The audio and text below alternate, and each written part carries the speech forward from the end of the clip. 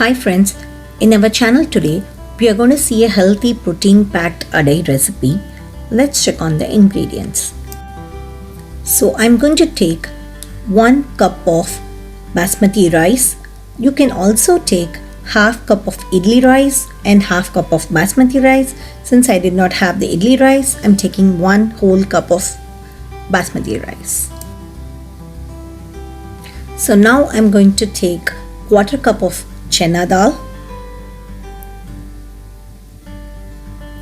and then half cup of Toor Dal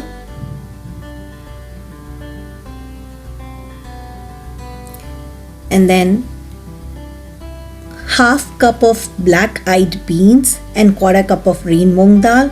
Both the black-eyed beans and the green Moong Dal I have mixed and kept it in the bowl. So it's going to be half cup of black-eyed beans and 1/4 cup of green Moong Dal.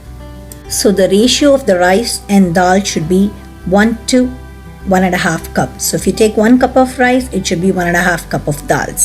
So that way you're increasing the protein intake in your diet. Now, for this Adai recipe, we have to soak the dals and rice separately for 5 to 6 hours. So when you soak, please do remember that soak the dals and rice separately, and when you're going to grind both of them separately, because the taste of the Adai becomes excellent when you grind the rice and the dals separately and then mix them. The dals have been soaking for more than 5 hours. It's time to grind them. I'm going to take 8 to 9 red chilies, 3 green chilies and 4 to 5 pieces of ginger and grind them along with the dals. Once grinding the dal is done, also take the rice and grind it separately. When you're grinding the rice, just keep in mind that it should not be a smooth consistency. Just grind in such a way that it's a little bit porous. So after grinding is done, mix both the batters slowly, both the rice and the dal mixture. It should not be too thick, not too thin. Now I'm going to keep this batter aside for 2 to 3 hours before I actually start making the Adai. Now the batter is ready. I'm going to start preparing the Adai now. So for little crunchiness, I'm going to add 1 red onion, just roughly chopped into the batter so that it becomes little crunchy when I eat the Adai.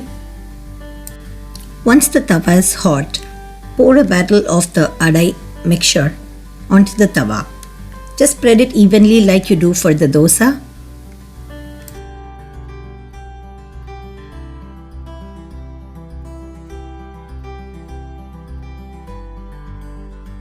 So once the batter is spread on the tawa, just put 1 or 2 holes and drizzle some oil through it.